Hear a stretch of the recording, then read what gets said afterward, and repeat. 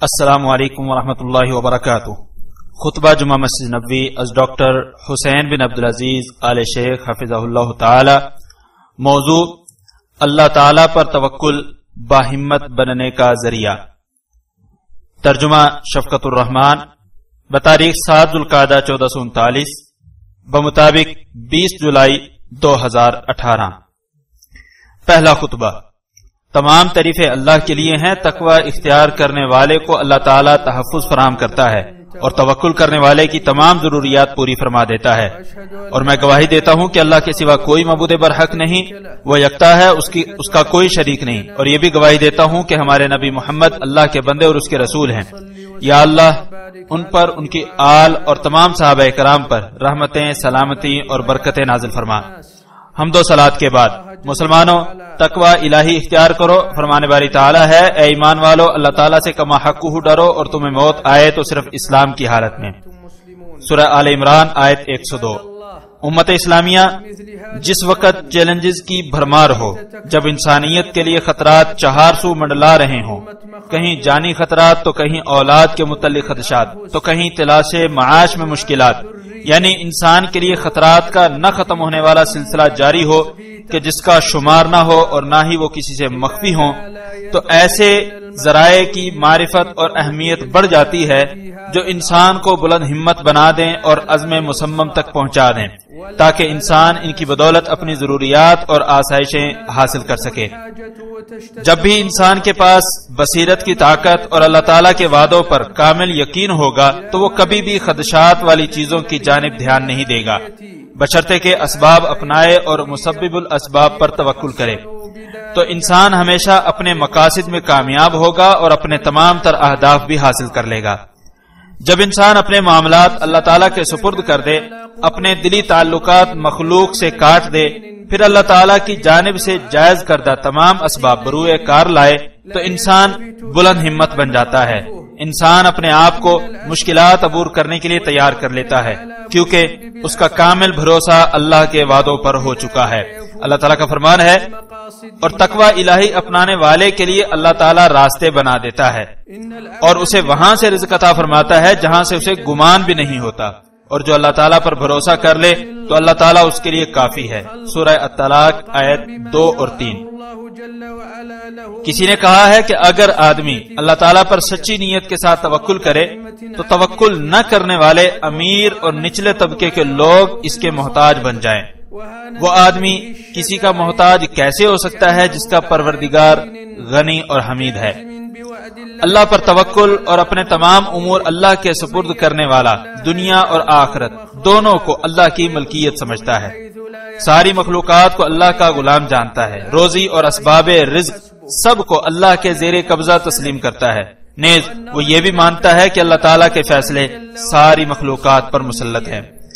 اللہ تعالیٰ نے اپنے بندوں کو توکل کرنے کا حکم دیا اور فرمایا، اور اس ہمیشہ زندہ رہنے والے پر توکل کریں جسے کبھی موت نہیں آئے گی۔ سورہ فرقان آیت 58۔ اور اسی طرح فرمایا، اور اللہ تعالیٰ پر ہی توکل کرو اگر تم ایمان والے ہو۔ سورہ مائدہ آیت 23۔ لہذا اگر کوئی شخص قرآن کریم کے اس جیسے احکامات کی پرواہ نہیں کرتا تو وہ مصیبتوں اور تکلیفوں میں جا گرتا ہے، وہ کبھی اپنے اہداف نہیں پا سکتا اور خطرات کے بھور میں پھنس جاتا ہے۔ توکل ایک عظیم اور معنی خیز اصطلاح ہے۔ چنانچہ اللہ تعالیٰ پر توکل کرنے والا شخص اللہ تعالیٰ کو اپنے معاملات سنوارنے کے لیے ایسے سونپتا ہے جیسے کوئی اپنے نمائندے کی ذمہ داری لگاتا ہے، اور وہ نمائندہ بہتری کا ضامن بھی ہوتا ہے۔ اس لیے متوکل بندے کو اللہ تعالیٰ بغیر تکلف اور مشقت کے کافی ہو جاتا ہے۔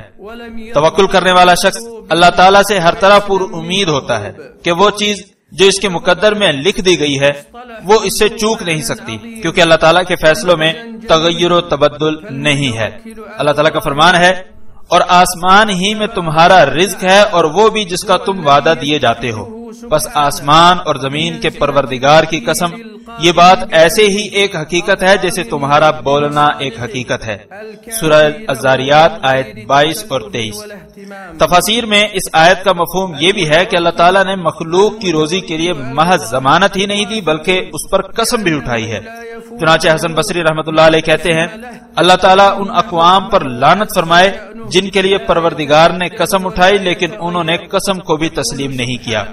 بعض روایات میں آتا ہے کہ اس آیت کے نازل ہونے پر فرشتوں نے کہا تھا بنو آدم تباہ ہو گئے، انہوں نے پروردگار کو غضبناک کر دیا ہے کہ اسے ان کے رزق کے متعلق قسم اٹھانی پڑی ہے۔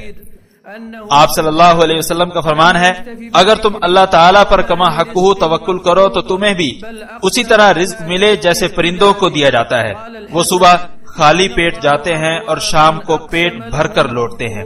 اس حدیث کو احمد، ترمذی اور ابن ماجہ نے روایت کیا ہے اور اس کی سند محققین کے ہاں صحیح ہے۔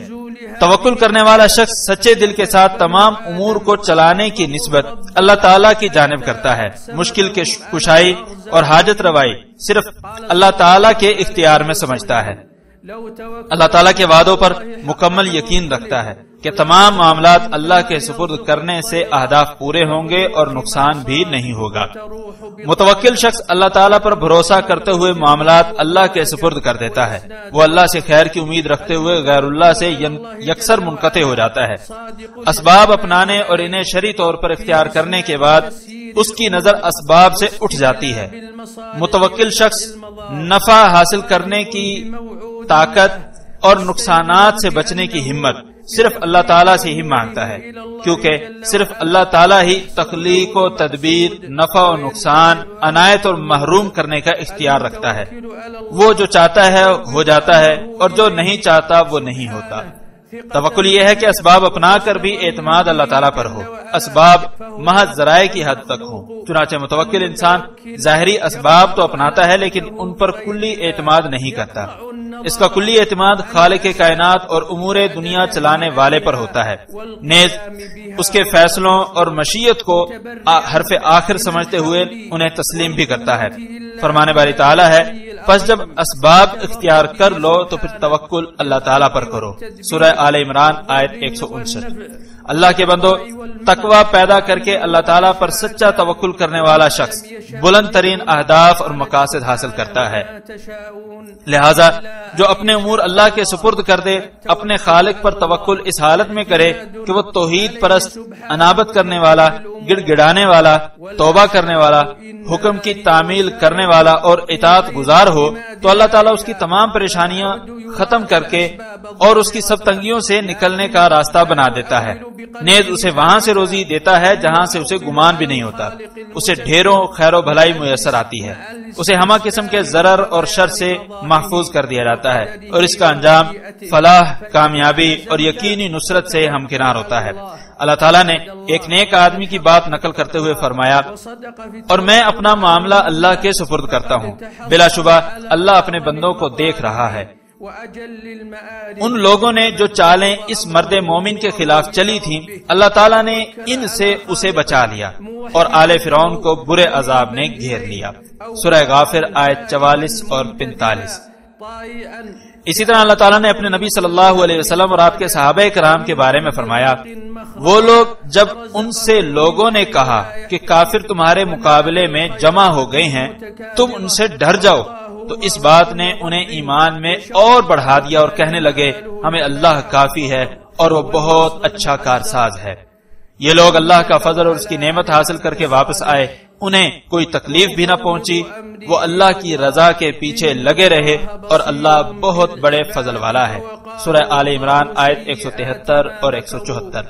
ابن عباس رضی اللہ عنہما کہتے ہیں کہ حسبنا اللہ و نعم الوکیل، یہ جملہ ابراہیم علیہ السلام نے اس وقت کہا تھا جب انہیں آگ میں ڈالا گیا، اور نبی صلی اللہ علیہ وسلم نے اس وقت کہا جب آپ کو ڈرایا گیا کہ بے شک لوگ تمہارے خلاف جمع ہو گئے ہیں۔ اس حدیث کو امام بخاری رحمۃ اللہ علیہ نے روایت کیا ہے۔ نیز رسول اللہ صلی اللہ علیہ وسلم کا فرمان ہے جو شخص اپنے گھر سے نکلتے ہوئے کہے بسم اللہ توکلت علی اللہ ولا حول ولا قوت الا باللہ، تو اسے کہا جاتا ہے تمہاری رہنمائی کر دی گئی، اب تمہیں کسی کی ضرورت نہیں اور تمہیں تحفظ دے دیا گیا، نیز شیطان بھی اس سے دور رہتا ہے۔ اس حدیث کو ابو داؤد، ترمذی اور نسائی نے صحیح سند کے ساتھ روایت کیا ہے۔ جو کچھ بھی ہم نے سنا ہے اللہ تعالیٰ اسے ہمارے لیے بابرکت بنائے، میں اسی پر اکتفا کرتا ہوں اور اللہ تعالیٰ سے اپنے سمیت تمام مسلمانوں کے گناہوں کی بخشش مانگتا ہوں۔ آپ بھی اسی سے بخشش مانگیں، وہ بخشنے والا اور نہایت رحم کرنے والا ہے۔ دوسرا خطبہ، میں اللہ تعالیٰ کی شان، جلال، کمال اور عظمت کے لائق حمد بیان کرتا ہوں اور گواہی دیتا ہوں کہ اللہ کے سوا کوئی معبود برحق نہیں، وہ یکتا ہے، اس کا کوئی شریک نہیں، اور میں یہ بھی گواہی دیتا ہوں کہ ہمارے نبی محمد اس کے بندے اور رسول ہیں۔ آپ نے رضائے الہی کا موجب بننے والے اعمال کی دعوت دی۔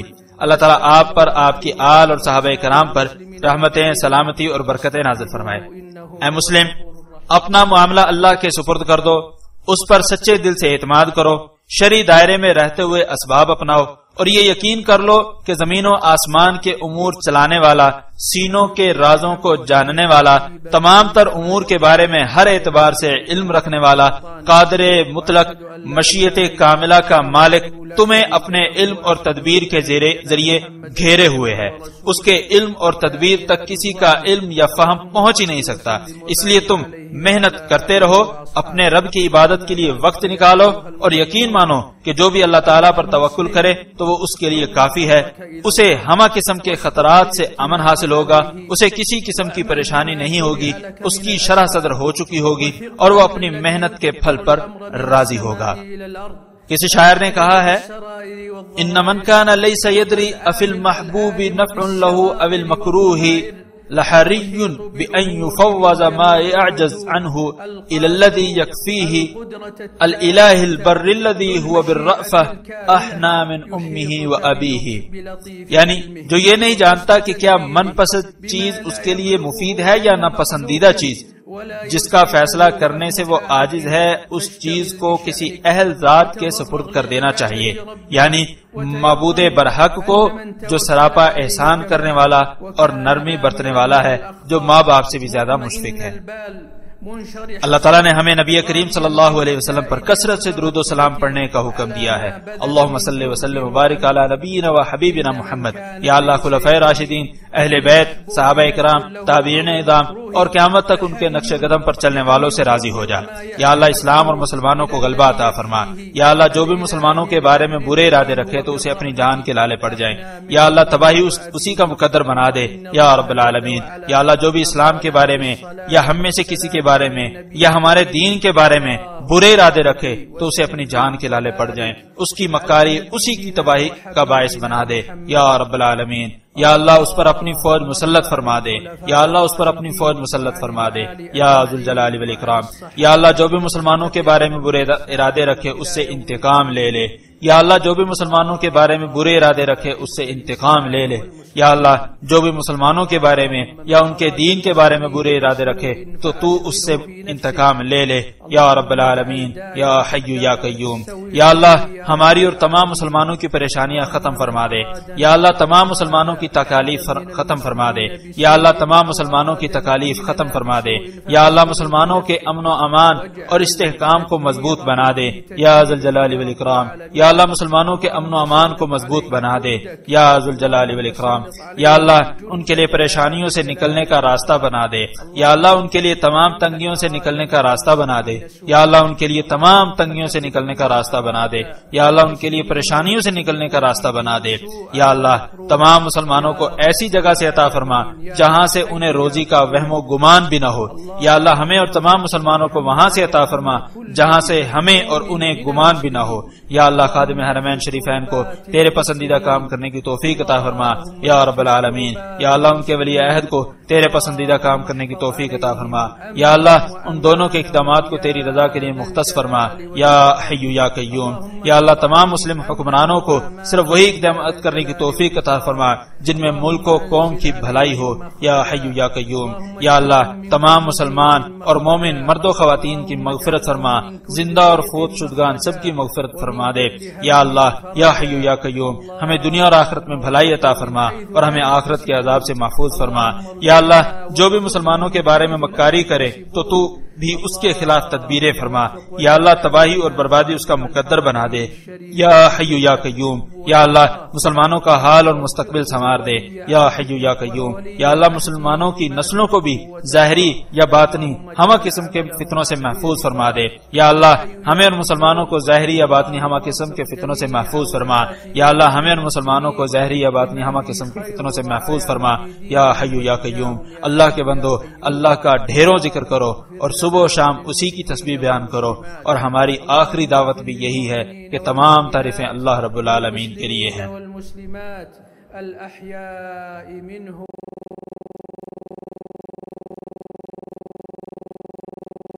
اللهم صل وسلم وبارك على نبينا وحبيبنا محمد. اللهم ارض عن الخلفاء الراشدين وعن الآل أجمعين وعن الصحابة ومن تبعهم بإحسان إلى يوم الدين. اللهم أعز الإسلام والمسلمين. اللهم من أراد المسلمين بسوء فأشغله في نفسه. اللهم اجعل دائرة السوء عليه يا رب العالمين. اللهم من أرادنا أو أراد أحدا من المسلمين بسوء أو أراد ديننا بسوء فأشغله في نفسه واجعل تدميره في تدبيره يا رب العالمين. اللهم سلط عليه جندك. اللهم سلط عليه جندك يا ذا الجلال والإكرام. اللهم انتقم ممن أراد من المسلمين سوءا. اللهم انتقم ممن أراد بالمسلمين ودينهم سوءا ومكروها يا رب العالمين يا حي يا قيوم. اللهم فرج همنا وهم كل مهموم من المسلمين. اللهم نفس كربات المسلمين. اللهم نفس كربات المسلمين. اللهم احفظ عليهم أمنهم وأمانهم يا ذا الجلال والإكرام. اللهم احفظ عليهم أمنهم وأمانهم يا ذا الجلال والإكرام. اللهم أنزل عليهم مخرجا. اللهم اجعل لهم من كل ضيق مخرجا. اللهم اجعل لهم من كل ضيق مخرجا ومن كل هم فرجا. اللهم ارزقهم من حيث لا يحتسبون. اللهم ارزقنا وارزقهم من حيث لا يحتسبون. اللهم وفق ولي أمرنا خادم الحرمين الشريفين لما تحب وترضاه. اللهم وفقه وولي عهده لما تحب وترضاه. اللهم اجعل عملهما في رضاك يا حي يا قيوم. اللهم وفق جميع ولاة أمور المسلمين لما فيه خير رعاياهم في دينهم ودنياهم يا حي يا قيوم. اللهم اغفر لنا وللمسلمين والمسلمات. اللهم اغفر للمؤمنين والمؤمنات والمسلمين والمسلمات الأحياء منهم والأموات. اللهم آتنا في الدنيا حسنة وفي الآخرة حسنة. اللهم يا حي يا قيوم. اللهم من مكر بالمسلمين فامكر به. اللهم واجعل عليه دائرة السوء يا حي يا قيوم. اللهم واجعل حال المسلمين خيرا في حالهم ومستقبلهم يا حي يا قيوم. اللهم احفظ أجيال المسلمين من الفتن ما ظهر منها وما بطن. اللهم احفظنا وإياهم من الفتن ما ظهر منها وما بطن. اللهم احفظنا وإياهم من الفتن ما ظهر منها وما بطن يا حي يا قيوم. عباد الله اذكروا الله ذكرا كثيرا وسبحوه بكرة وأصيلا. وآخر دعوانا الحمد لله رب العالمين.